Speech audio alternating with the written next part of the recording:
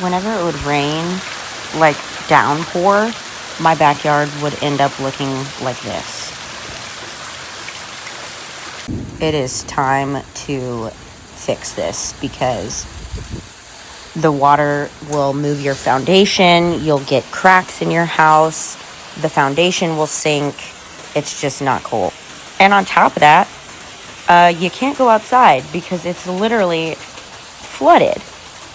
And I live in San Antonio. Like, I don't live in the Amazon rainforest. So something's got to give. So in 2025, September, which was this most recent flooding, I decided to make it change. So this was my backyard before, obviously. That walkway that I was just walking on, I built because of the rain over previous years. And that helped significantly on that side of the patio, but it did not do enough. So because the flooding was always happening, the grass would overgrow and then the mosquitoes would come.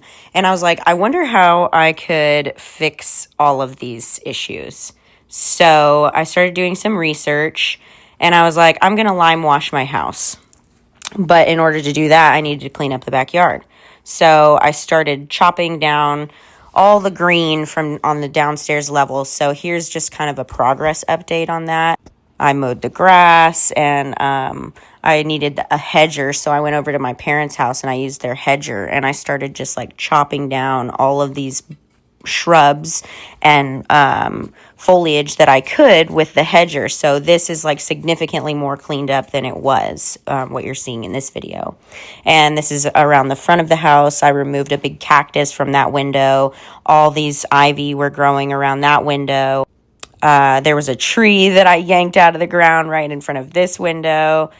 And I just cleaned up around the house. Left that plant because I thought it was pretty, but I knew I was going to have to move it down. But then where you see all this brown on the ground, it was overgrown shrubbery, and it was coming onto the sidewalk, and it just looked untamed and unkept. So I was like, let's clean this up. Like, you're 30, get it together. So I was out there, busting my ass trying to clean up. And then I was like, I'm going to put more rocks around the patio so it doesn't flood. Surely that'll help. Then I ran into this root. And it was the bane of my existence. I was digging, I was hatcheting, I was sawing. And then, I was raking away all the dirt and debris. And then I went and got another saw. And I finally cut into the root. I was like, there is no shot I'm going to be able to get this out. It was 6 inches and that was not even all of it. So, of course, I got to get the bug spray because, again, remember I said mosquitoes. It's like a breeding ground in my backyard because of all the greenery.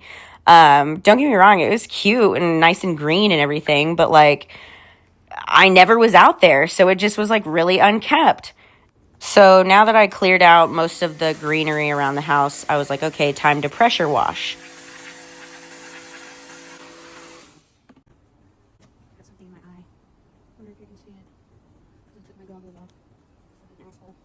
Because in order to do the lime wash, you have to pressure wash your house because bricks are porous and the lime wash allows for the bricks to breathe. It's a healthier alternative for painting brick because you're not sealing off the porous, grooves or what have you of the brick.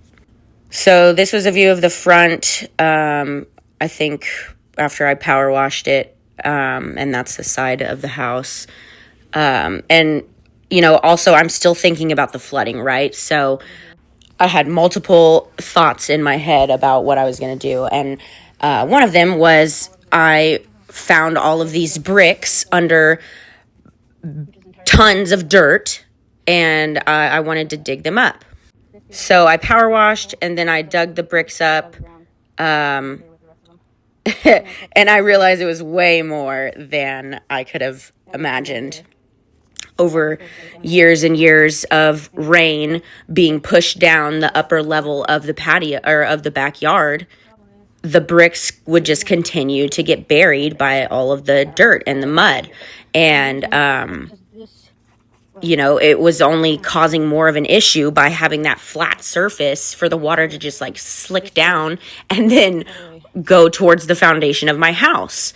So I was like, I got to dig these bricks up. And I started, and it was so much work getting them out because they were, stuck together, right? So I had to use the shovels and like picks and different tools to like get the bricks separated from each other. So I started unloading them, and I was like, you know what? Honestly, I'm going to have to pay somebody because this is too much work. It's just me. Like, I need some help.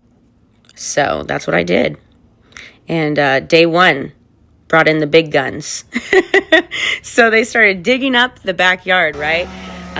What we were doing, or what I was having them do, was regrading the backyard.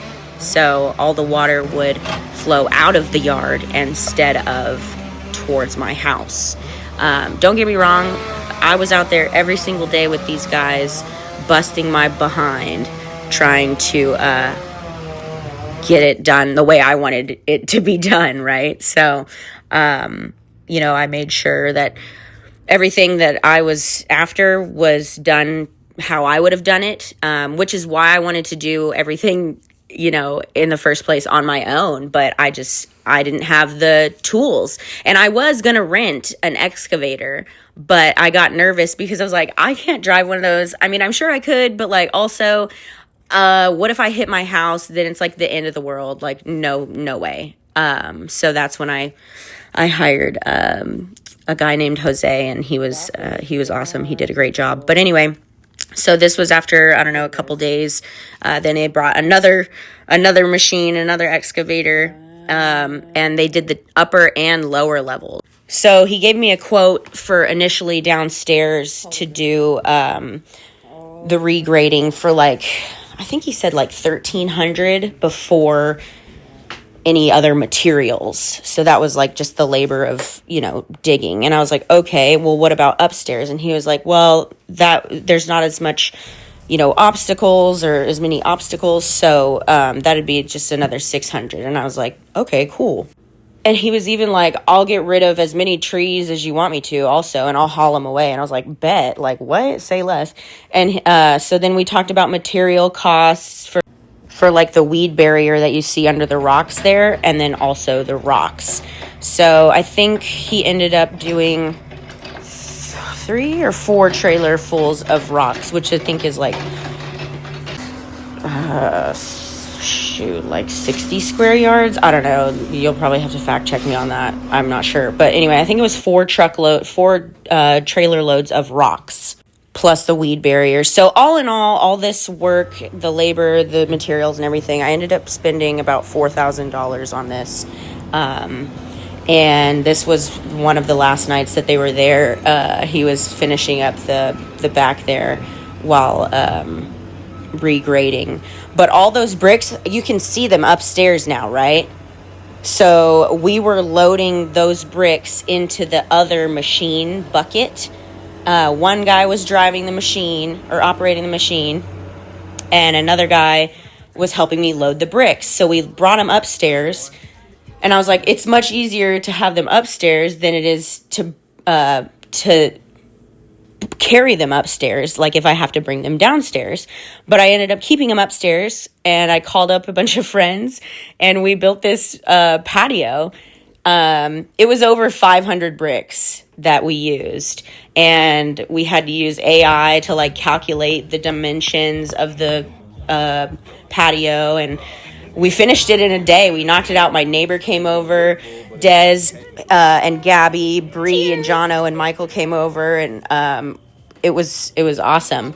And then I started to grow grass up on the top of the yard there, and I'm just really eager to see everything come together. In my next video, I'll talk about how I lime washed my house, and I'll show you all that process. This project got in the way, so I had to stop lime washing and do this.